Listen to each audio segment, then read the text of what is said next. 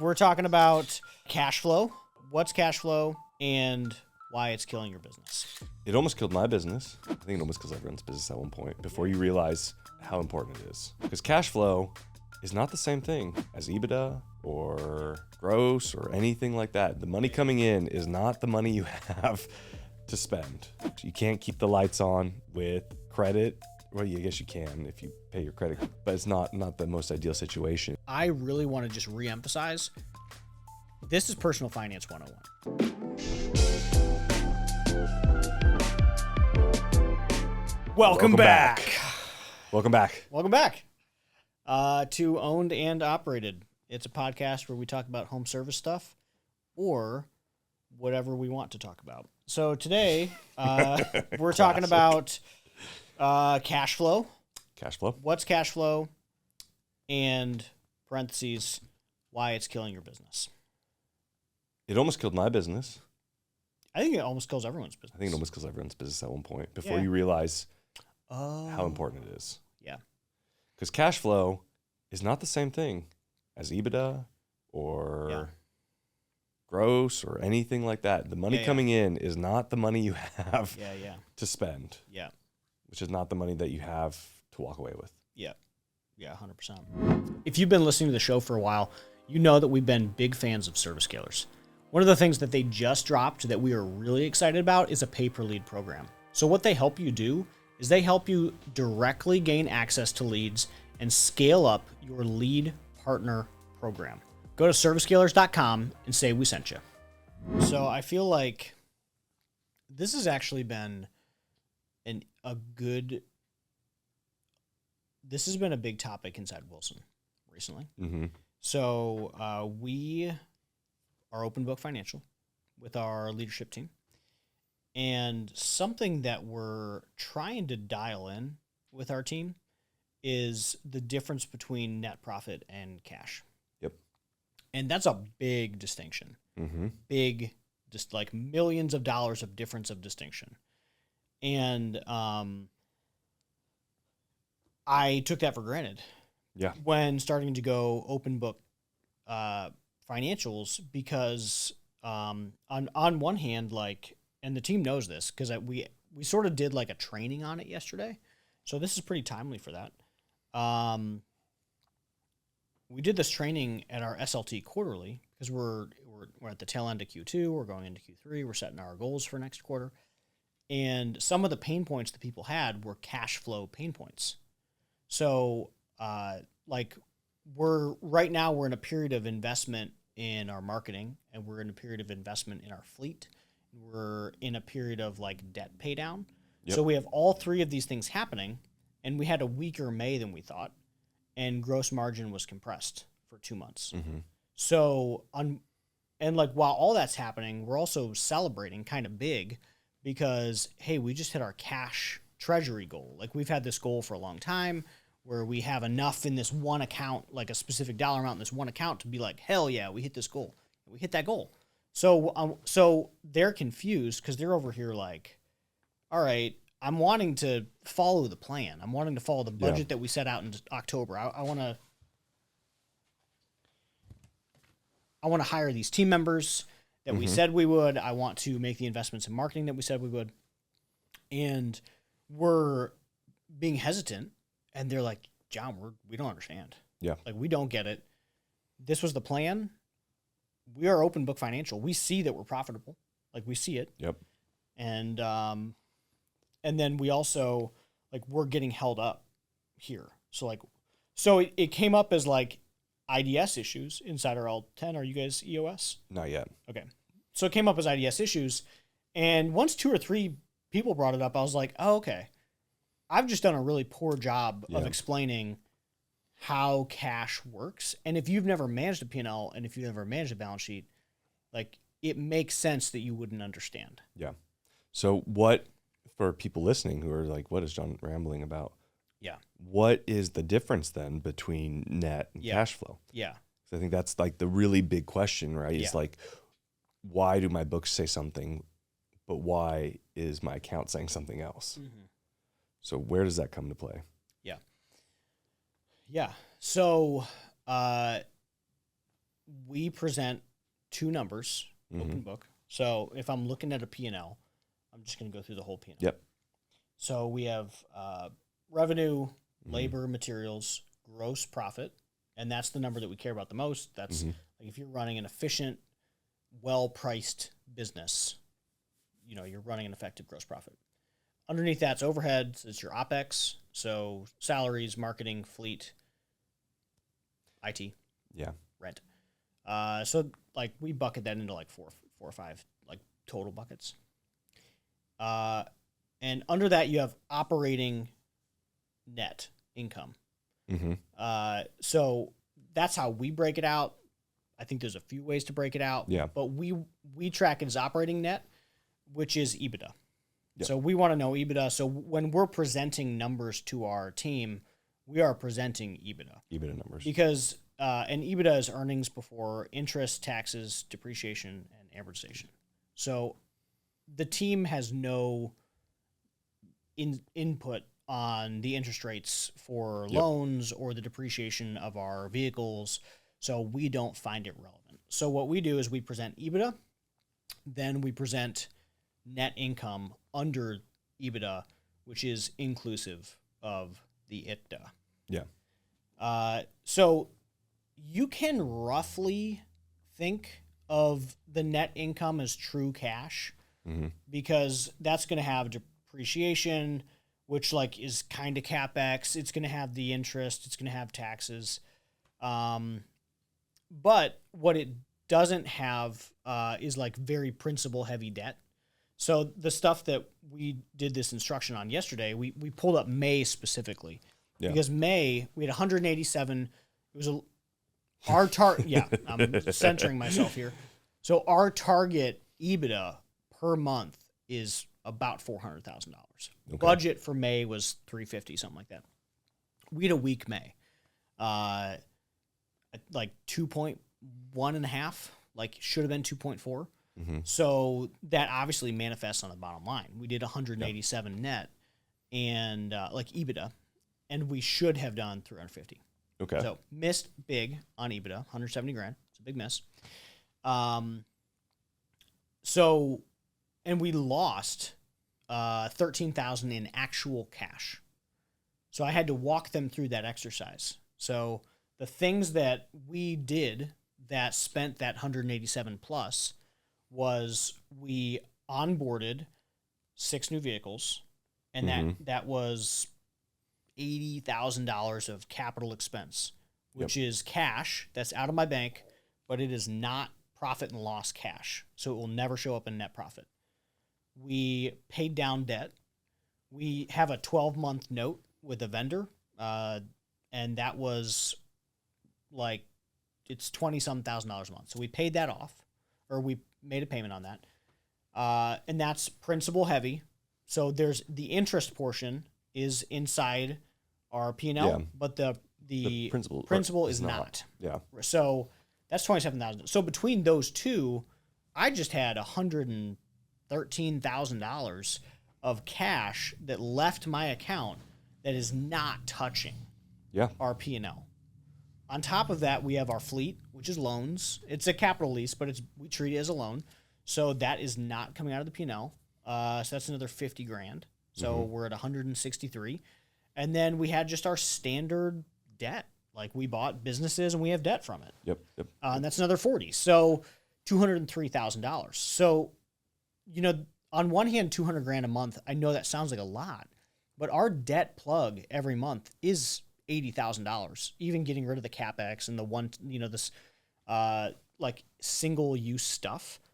That's 85 grand. That just is out the door before we even see the dollars. So that was the training we did with our leadership team yesterday to really explain like, hey, the reason you're being held up over here is because revenue was below what we expected.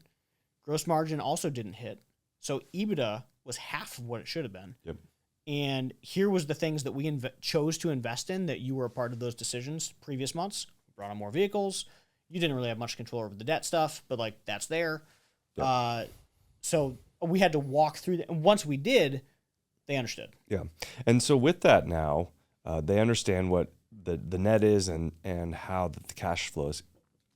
cash flow at negative 13 on 80 or on 200 of goal or 300 of goal is not terrible, especially when paying off all that debt. But when looking at that, how are you, right? Because a lot of the issues actually stem with cash flow is they don't stem from cash flow because of a kind of a gross decision. Like they're not, I guess what I'm trying to say is, as you come upon those situations and you're a smaller company that doesn't have a large bank account or a reserve or a treasury or whatever you want to call it. Yeah. How are you dealing with that cash? Do you have, I know that there's other individuals who have like cash forecasts, cash flow modeling.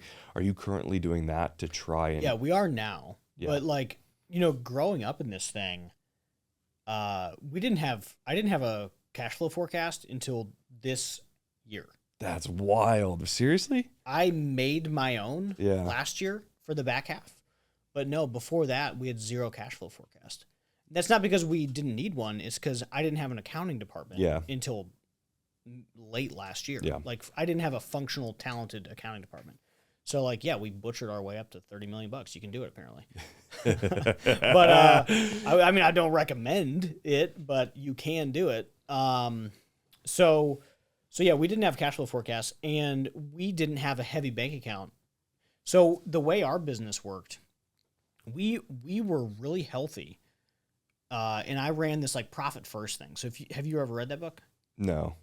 It's good. It's literally what it sounds like. So I can summarize the book in like the next 2 sentences.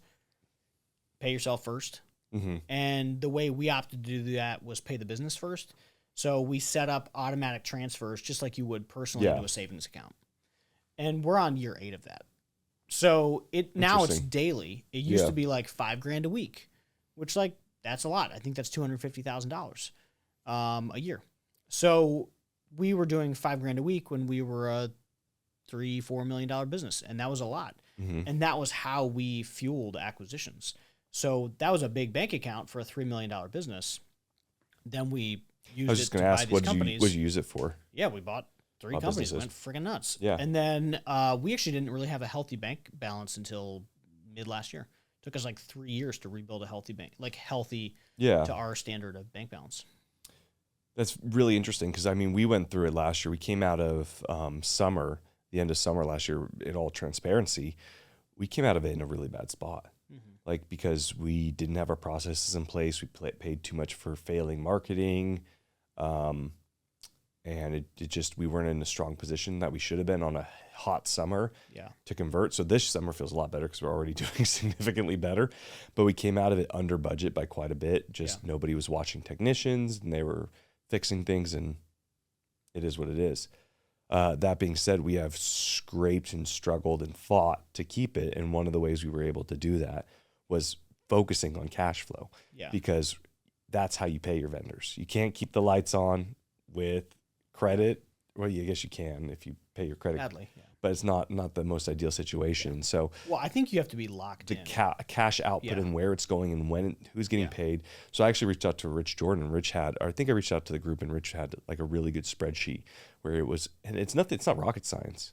It's like, who's the vendor, when they're getting paid, when they need to be paid versus, and what do you need to pay them to keep that account open and run? Yeah. And then what's the risk profile? We roughly did that last year too, and that was our first cash flow forecast. Yeah. I called it a cash out sheet, so I would go into every month and we'd do the cash out. Now that's 13 weeks. But for the first 6 months of it, it was me updating it the last week of the month for the next month. Doing.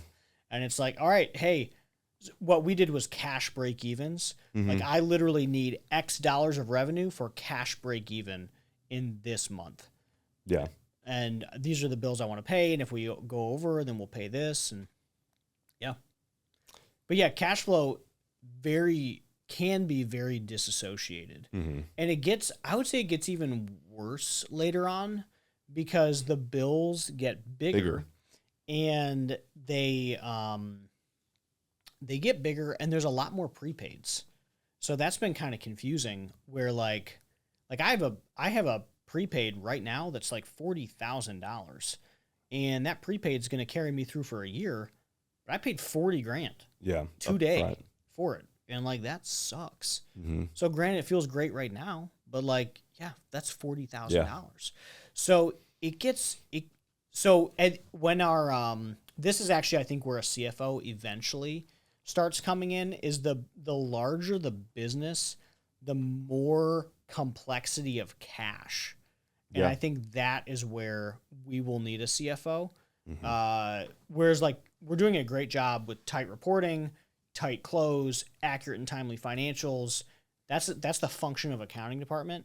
But maximizing cash and like return on cash, that's CFO. Yeah. So that's where I think we'll break. But yeah, right now we're learning it. Fortunately, not that hard of a way, but like sort of the hard. We're not going bankrupt, but like I wish I had more cash on hand. So we're learning to operate at this size and scale with the amount of cash, and like the way that I made decisions 5 years ago on like capital investments is no longer the way to make. Like I should have put a lot more energy into planning out fleet acquisition than I did this year, and I'm feeling that. Yeah. Like that's a $250,000 cash out of bank account in a 45-day period. Ouch. That I should have been more thoughtful about. Yeah. But I mean, that's the point though. I mean, is right. That cash is king when it comes to these businesses in a different sense, in the sense that like that's what controls the business and how you pay and when you pay and what you can do. And right, we're all about this growth, but how do we get that growth? And a lot of it is through cash output. And so not having that data to make the good decisions on when you can actually afford to have a cash outlay, or cash out situation is kind of a key, because if you want to expand, you need more vehicles, you need to go and either put money down, you need to purchase whatever your plan is. That's all cash out. Yeah. And I don't think people understand that sometimes. I mean, I didn't understand that. I look and say, it's hard to imagine. My business is healthy. My net is good. My gross is in there. But why don't I have anything in the bank? And there's a couple big examples. Yeah. So recently, I have two. So one is Chris Hoffman, and fortunately, ours isn't going to look like this, but I actually don't think it's going to be far off. When the year that he did $7 million of EBITDA, he had like $50,000 of free cash. Yep. $7 million of paper profit, $50,000 of free cash. I'm glad he posted that. It made me feel a lot better. Yeah. But like that's real. Like we'll do $5 million of EBITDA this year, and our free cash might be $1 million. But I mean, that's 3%. Like 50 million out of, or 50,000 out of 7 million is a 3% difference. Like if he messed up his cash forecasting by 3%. Whiff. That. Well, that's the other example. So the other example, I don't remember if this was on Twitter or in one of our group chats, but there was a 10 million EBITDA business losing $2 million a year, and it was going to debt and capex. So buying vehicles, investing in the property, like doing whatever. But $12 million of debt and capex, 10 million of EBITDA. 10 million is a lot of fucking EBITDA. Yeah. Like they built enterprise value. It's huge. That business is worth $100 million. Yeah. But it's losing $2 million a year. It's like, it's disassociated. Yeah. Luckily though, when you get to that size, like Chris or somebody, there's options. I think that's actually, these guys are running out of options. Which is kind of interesting, because I think they're gonna have to fire sale because they can't. Who can support losing $2 million? No, there's no way. Can't. That's a turnaround. That's $4,000 a day loss. Tighten up like nobody's business. That's $8,000. But I do think that like more so on the Chris Hoffman situation, like if you did miss and you needed to pull out 50,000 from the business, there's areas and there's loans that are not available to smaller businesses at that point. Like it's extremely dangerous to not understand this concept as a small business, because what are your options? Your options are you have a line of credit. I would actually argue it's easier the other way around, as someone who is close enough to 5 million or 7 million of EBITDA. Yeah, so I'm interested. Now this is dangerous as hell, but nearly every payment provider in the world has some version of a short-term loan thing. Yeah. So it's actually really easy for a small business to get liquidity. It's just dangerous because they are predatory interest rates. Super predatory. It's insane. Yeah. But because, like, if you had a cash problem, Yeah. you have two things working for you in your favor. One, your cash problem is probably not that much money. It's not like a $2 million problem. Yeah. Realistically, it's probably more like It's $20,000 like, to $50,000. hey, I need to make payroll. It's 20,000 Yeah. or 50,000 for Big XYZ. problem for the You're scope right. of the business, Yeah. but it's not $1 million issue. If I needed $1 million like in a week and I didn't have that there, that would be a challenge. Yeah. But like a problem for $20,000, QuickBooks has a loan that you can just get almost overnight for 20 grand. Mm-hmm. So I think the bigger you get, it gets more complicated. You have to cross the gulf into middle market banking, which like we're in the process of bidding that right now, but we're not there yet. Yeah. If you're an HVAC tech, plumber, or electrician, you know that time is money, and Supply House gets it. With over 280,000 products from 500 trusted brands, they make it easy to get what you need fast. Their Trademaster program gives you exclusive perks like better pricing, free shipping, and priority support. Right now, you can get 5% off your first order at supplyhouse.com with code SH5. Supply House. Real people, real service. Yeah, there is a point where it crosses. I don't know what that point is in terms of like I'll tell you. Moving from like merchant service or merchant account loans. What do you call those? Anyway, 30% loans over a year or whatever, Right. to conventional where you can get debt at Yeah. market rates. I'll tell you exactly what happened. I'm excited. Let's hear it. So there's a gulf. There's a wide chasm Huge. of dangerous, like business size that banks don't know what to do with because they're like too big for their small business banking and too small for their middle market banking. And there's really no great suite of products that fit that bubble. And that's between around 2 million of EBITDA to 7 million of EBITDA. Okay. So if you're in that zone, you're in this gray zone of banking, which is where I'm at. Boom. And it sucks. Yeah. Like Fair it enough. sucks because we're not big enough to go get, like, we're moving up to middle market banking right now, but mainly for treasury, right? And this matters more later, but It's crazy because there's Chase, treasury, there's debt. doesn't Chase consider? I thought Chase was 2 to 20 is like their small business banking, and then 20 to 100 is their next lump. So you're with Chase. You're not in their next tranche. They're trying to move me up there now, Okay. but they didn't proactively do it. Chase. Yeah, I mean, it cost me $4,000 a month of fees. Yeah. Get out of annoying. here. It's annoying. Yeah, it's super annoying. But Yeah, I lose, what is that, $300 a day staying with Chase right now. So we're trying to move off as fast as we can. And the middle market banking option wasn't that attractive. So, yeah. but yeah, but that's just treasury. Like Yeah. debt is a whole Whole different nother fucking beast. ball game. Mhm. So we're like, what we're doing right now, because we're in that bracket of dead zone, we're like, I don't want to lose $200 a day in fees, which is what's currently happening. So we're sliding out of Chase as fast as humanly possible.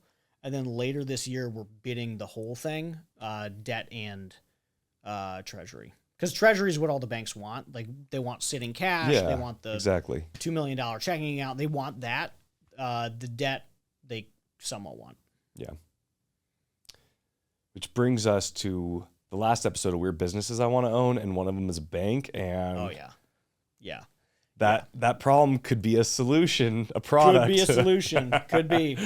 But yeah, so that's how Interesting. That's how banking works. Yeah. So in between like the 2 million of EBITDA and 7, Which essentially it's like complicated. 20 million, which is what Chase was, like we just mentioned, 20 million in top line to like 70 million in top line if you're running 10%. Yeah.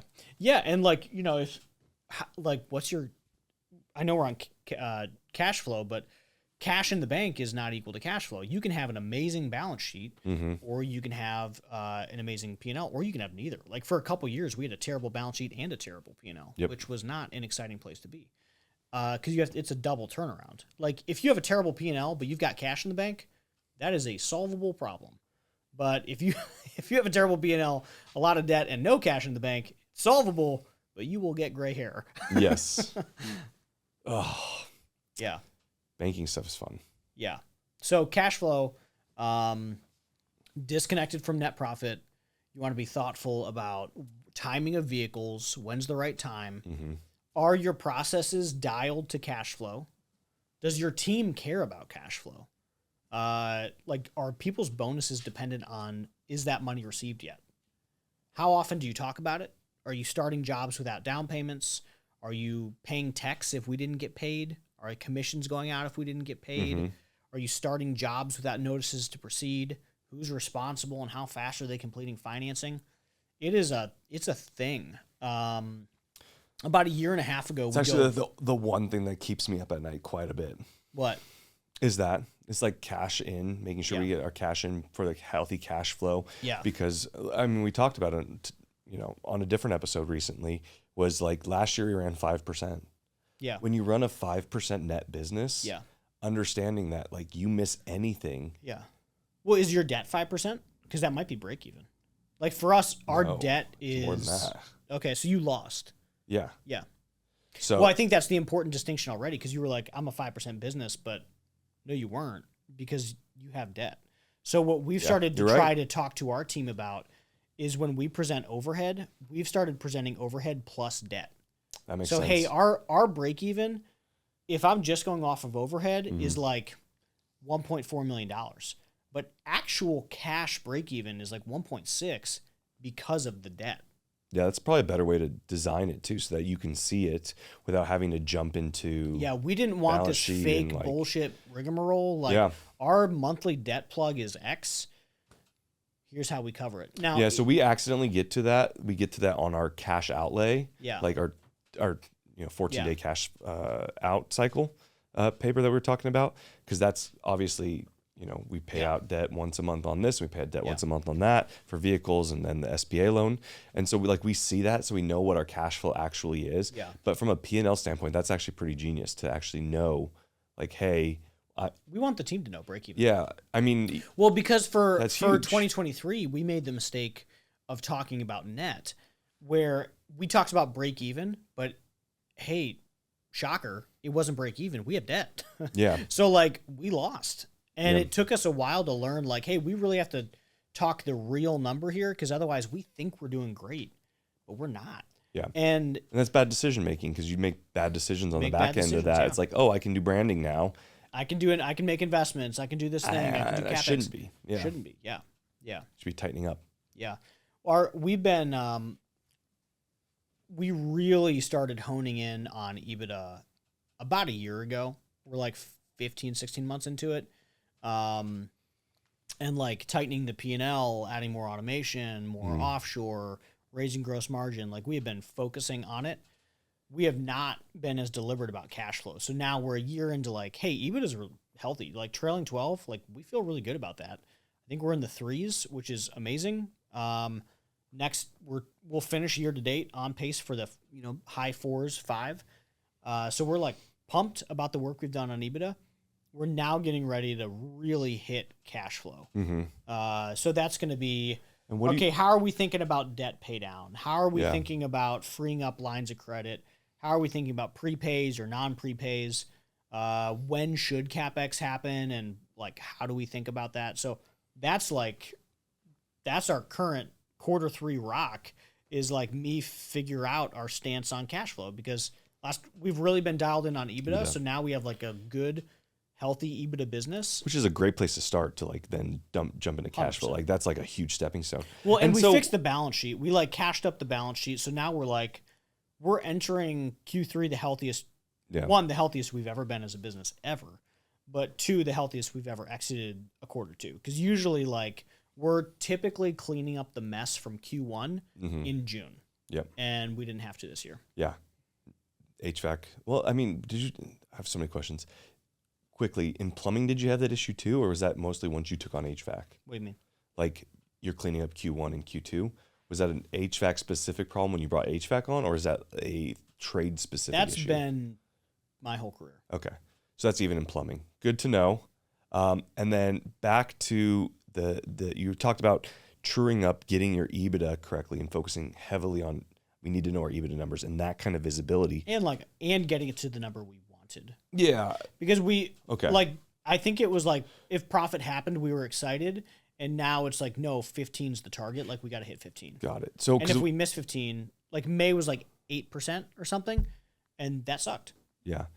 And so with that though, like, so there's two sides I see to this. Like one side is the visibility side and actually creating, because you don't know if you're winning unless you've created that visibility, and then you can go and actually try to drive to that with your team. And we're going to try this function and this function, hence the quick turnaround of visibility, right? I tried this lever, didn't do anything, try this knob, did a little bit, try this knob, it worked, boom. But you can't get there without good visibility. So not to turn this into a, who did you hire for your accounting team to get that correct, but who did you hire for your accounting team to get that correct? I mean, our controller's done an amazing job. Okay, so it was the controller hire who was able to really drive the value in that position. I designed all the processes that we now run. My controller perfected them. Okay. So like our initial cash flow forecast, I don't know what a proper accounting cash flow forecast. I know what the one is I designed at 4:30 in the morning when I was drinking coffee on my treadmill was, and that's currently the process we use. We just extended it out to 13 weeks from 4. So all of our current cash modeling, which I don't think is great because clearly I would have been able to make better cash decisions than I did in the last 90 days. Yeah. Because that's what we're trying to get. Because we made a big one recently where we paid off too much debt, kind of. Oh yeah, like yourself. That's dangerous. I thought that we were doing well, and so we paid off a ton of debt. That I was like, oh yes, good. We have this. We had this killer May, and we paid off debt, and then this other bills came along that we thought we had an extra $50K in the account for, and we didn't have an extra $50K in the account. Yeah. So then it was we'll put it this way, at one point we were down to our last 1,000 in cash in the account. Yeah. And scraped by payroll and like just got everything through there by the skin on our teeth. But like that's the kind of, if you don't have the good data, you make the bad decisions. Totally. And then you can start driving towards those good decisions and good processes. That's what we're trying to hit now. So like, hey, we have this acquisition debt from 3-4 years ago. We've been faithfully, doing our thing, paying it. Our cash position now feels really healthy. Yeah. Like we're good, which is fucking awesome. So now we're okay. How much should we pay off at what cadence? Because we will have tax. We have to deal with that. Mm-hmm. We do have some more CapEx. So it's just a different level of cash planning than I'm used to. Fortunately, like probably a couple podcasts and a few articles will help like solve this for me. Yeah. But that's the current like step we're in on cash flow. Yeah. Sorry, I'm thinking about like where's the actual, right? So from the tactical stuff. So that's what I was going. I really think like tactical.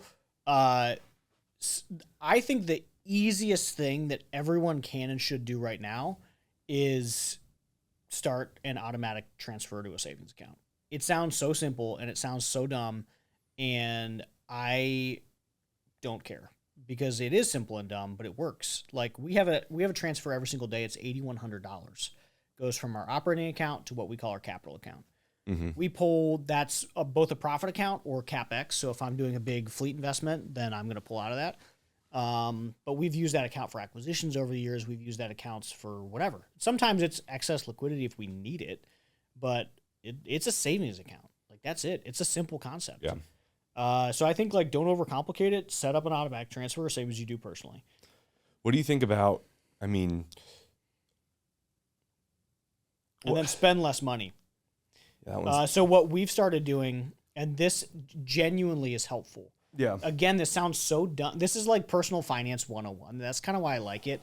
It's like the bigger the business or like the more money, it's like at the end of the day, finance concepts are simple. And I think we want to overcomplicate them, but like it's really spend less than you make. Just spend less money and make more money. Yeah, make more money, spend less than you make, and like automatically transfer and hide that money. Yeah. So like some of the stuff we do, like we lock up money in CDs. So I'm an entrepreneurial person and I like to look for new opportunities. So if I leave too much cash sitting in an account, my brain's going to start being like, oh, maybe we should go do some real estate. Maybe we should go buy this Magic the Gathering business. Maybe we should go do this random thing. So we've started locking up money in CDs. Yeah. So the bank still gives me credit for having it. So like I get reduction of fees or I get, You know, you need minimum balances as the banking relationship grows. So I still get to keep that cash. It's locked up, so I can't touch it. I get 4 or 5% interest on it. And my brain's no longer like, oh man, I gotta spend this money. I gotta spend this money. So that has been a huge win. Again, very personal finance 101, but like, hey, anytime you have excess money, lock it up. Yeah. Today's break is brought to you by Owned and Operated newsletter. Go to ownedandoperated.com and sign up for a twice weekly drop that we send to 40,000 contractors with actionable tips on marketing, hiring, and growing your business. Join the 40,000 other home service contractors already signed up and learning. Enjoy the rest of the episode. I think that it's difficult sometimes too, though, because right on one hand, like growth and growth initiatives are naturally a spend, right? It's like spend. And then on. Well, I think there's moments. Yeah, there's definitely steps. So we're in a moment right now, and I'm really trying to get it right. We're in this moment where we have like a year. I think I said this earlier, but we're knocking out record months in most departments. Yep. And it doesn't feel Herculean. Yeah. Like I'm sitting over here and just chilling with you, and it's fine. I'm pretty sure like sales are great. And we turned it into a machine.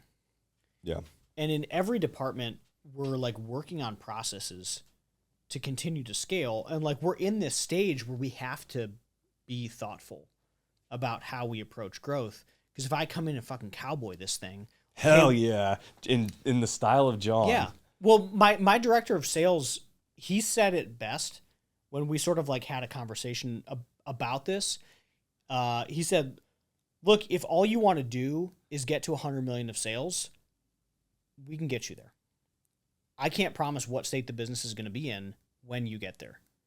And when I think about some of the biggest public failures in our industry in the last couple of years, businesses that went way high and then went way low, they hit that number and then they bounced right back. Like it was not sustainable. And I think it's because they didn't put in the work that we're putting in right now to build processes, to make sure we're developing future leaders. Like we are building the infrastructure from 30 to 100 million today. And because we're still growing, like we're 25 or 30% year over year, but we are intentionally not like going freaking balls to the walls this year. Yeah. Because we're trying to focus on our infrastructure. Is our platform secure? Are we good to go? Can we scale? All the different things we're doing. Is our sales structure good? Is our marketing structure good? Is our call center built to scale? And while we're doing that, is our balance sheet built to scale? So we've been able to like take a breath this year and like get ourselves set up for success. I mean, that makes a ton of sense, especially as you get bigger and you start to be able to actually optimize certain items, right? You start optimizing efficiencies and operations. You're starting to grow the amount of cash you have, and you could easily take that and just dump that back into the wrong spot in the business. And then all of a sudden you're like, oh shit, I just ruined something. Yeah. Like it's the idea of like, I think a lot of small operators go, oh, there's no such thing as too many leads, but like there is. Yeah. There's no such thing as too much of this or too much of good stuff. And there is, if you're not ready for it, you don't have the infrastructure behind it. So I'm with you on that one. That one sounds good. If there is a takeaway today, because I think this is a great, extremely granular episode where I want to leave everybody with like, if you do one thing, like what is that one thing other than squirrel some money away? Yeah. Well, because like, how do you, I guess what I'm thinking is like, I could go to tonight and I could set up that and pull $2,000 off the account a day and call that a win, but that's not the win. Like it helps with, it helps with cash in like a savings account, but like at the same time, I still don't have good numbers. I don't know if I could afford $2K a day. Yeah. You know what I mean? I don't have anybody in my business who can help build systems. Slow. Like where do the systems come from that help you understand what's going on, and then where's the systems? I actually don't think we should do operational systems just because like the hire doesn't matter unless the hire is specifically going to build those operational systems. So like what does that look like? Well, I mean, accurate and timely financials is important. So if that's a staff accountant, if that's a controller, if you're a $10 million business, like I'm sure I've said this differently in the past, but like John today would say controller at 10 million is a great investment. Focusing on quick and timely financials. And cash flow. And cash Like flow. your controller or whoever is in your accounting seat should be fanatically obsessed with the cash flow and cash in that account. Like they should be obsessed. Like my controller and I talk a lot all day about cash flow. Like that's it. Yep. And if you don't have someone that is that freaking worked up about cash flow, you have the wrong person. And so that's the thing is like, that's me. And there's only me in the business. Yeah. We are, only Yes. half that size. But that's my next wonder is like, hey, is there somebody that could own this and then really get those financials to the T so that we can then start actually really focusing on this? Yeah. Probably not a controller level, but maybe a really good senior staff accountant or a staff accountant who is young and hungry. So if you're a young and hungry staff accountant who loves cash flow, DM us. DM, owned and operated, Yeah. and work with Jack. Yeah. It's fun. Yeah. I promise. Could be. No. So yeah, and Ouch. I do want to. So Yeah. getting tight financials. It could be like an agency type thing. Those like bookkeeping agencies. Like I feel like those are fair game. It's whatever gets you tight financials. Yeah. Timely, because you need to be able to make decisions. You need to understand the game. Yeah, I do think there's some strategy behind it that those agencies won't do. No, they won't. So like Apple Tree Business, who sponsors Jack Patrick's Positions, great. Patrick's amazing. Yeah. Like we are extremely happy with him, utilizing him. But there is going to at some point be somebody that needs to be in your business who's working on kind of strategy, and it's less so. Well, maybe it's almost like analyst. You know what I maybe mean? you pair. Well, could be, but I think don't overcomplicate it. I would just like bring on an accountant on top of a bookkeeping agency. Yeah. Which gives the accountant less lift, so it could be maybe They can focus more strategic. on strategic. Yeah, side. my controller right now is pretty day to day because we're like in the middle of a lot of projects. Yeah. Yep. I love it. Sweet. But yeah, and I really want to just reemphasize this is personal finance 101. Spend less than you make more money, automatically transfer and lock it away. Like it's personal finance 101. And if like I have friends who've been consistently squirreling away for longer than I have and like not pulling it out the way I have for like investing in new stuff. And they're sitting on like a cash hoard 5 times the size of mine. Like literally 5 times. And similar size business. So Talk about good retirement account. it's well, they're large. Like the cash. What do you do with it when it gets that large? It's becoming like the cash itself is becoming its own business. Like the returns off it are spitting off like a third or 40% of the core business's net That's cash. so cool. It's crazy. Yeah. And he can take some swings that I can't take. Yeah. So I do think the squirreling away and locking it up is like really important. So we've really been working on this automated CD thing. Every time this one account hits a certain dollar amount, we immediately yeet 200 grand into a CD. Yeah. Just lock it up. Lock it up. I mean, I like that. And then if you know it's going away as well from like a cash flow perspective and planning, you just plan it out. And then somehow, I don't say somehow you always make it, but like, if you know what's coming up, if you know it's coming up and you're expecting it, like you make it work. Like that's what you plan to hit and win for. Like, I think it's great. Yeah. Same. Sweet. This was great. If you've learned something about cash flow, make sure you leave it in the comments. I would love to hear it. Besides that, like, sub, and check out ownedandoperated.com. We have a workshop coming up in August, and it's going to be a ton of fun if you're trying to break $5 million.